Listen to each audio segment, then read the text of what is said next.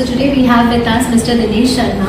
He has an extensive work experience of over 13 years where he has led delivery management projects in the field of data analytics, campaign analytics and so on. So I would like to request sir to answer few questions for all of us. Sir, in today's times, what do you think is the role of an analyst in the field of consultancy?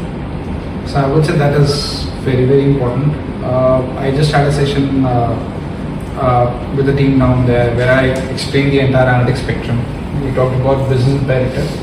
When you talk about analytics in like a consulting environment, just to give a brief introduction, I was working with EY before this, so I am from a consulting background.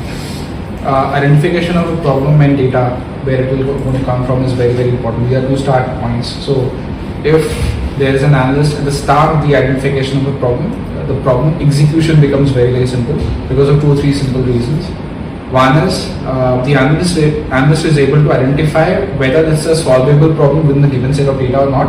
And second, for analyst feedback as well, they will be able to appreciate in terms of what kind of business problem that the person is trying to solve. So because of these 2 things, I would say it's very, very relevant as well. Okay. Sir, how do you see the amalgamation of IT and analytics? There's a fine line, I would say, in terms of IT and analytics, if you mention about that. I would say these 2 are complementary things. So let's say, for example, and in the real life example, let's say if I'm talking about a problem that I'm solving, where the data is going to come from, whether the data is clean or not, can I get relevant set of data points at the start or at the maybe after 5 or 6 months. So you have to work with IT in terms of solving a business use case. And last but not the least, the implementation that I'm talking about in analytics becomes equally important with support from IT, because an analyst cannot do implementation by him or herself, right? So you need IT support for that. So that's what. So sir, coming from an IT background, what can you tell us about the pay packages that a person coming from IT going for business analyst can go for? It's very wide and it depends on the kind of skill set that you're looking at. I would say for an undergrad, it can start anywhere from 6.5 lakh or maybe 4-5 lakhs, and as and when you increase in terms of and let me take a step back and talk about what are the multiple profiles that the person would evolve into. They can be data scientist, they can be deep learning expert, they can be someone who is very good in terms of dashboarding, they can be data engineer, they can be someone who has got immense experience across cloud technology, so on and so forth, right? So it depends on the demand and supply, right?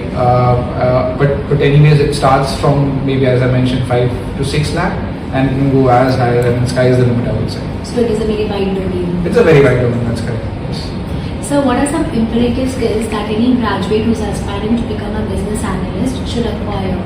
The answer is in your question, ma'am. The imperative skills would be to understand business. Coding, understanding a language which is Python, R or SAS would come with time. And so you need to hone on your business kind of expertise. So let's take an example. If you're talking to a CXO person, they are trying to tell that I'm solving this business problem, will you be able to do it for me? You're not going to talk about Python, you're not going to talk about regression, you're not going to talk about XGBoost. What we're going to talk about is pure business understanding and understanding of the problem. And most importantly, why that problem is important and what is the objective of that particular problem. So I would say focus on business side is very, very important right at the start. Tools, technologies can be learned via YouTube. There are multiple websites like Kaggle where you can get data and you can learn from there. But business is something that you have to learn from the start and by experience. Sir, my next question was that there is a notion that if you want to become a business analyst, you should be a coder. I think you've already answered that. I don't think so, that because there are a lot of low code, no code platform, and this is the industry-wide problem. We have seen that, and a lot of startups are also coming up with a solution, right? Wherein the analytics execution and, so to say, the development itself becomes a plug and play, right? But one thing that you cannot make someone learn is the business, right? It has to go through that experience. If you don't know what data points you're going to use and why you're going to use, you'll never be able to use those tools as well, right? It'll again become a theoretical exercise for you.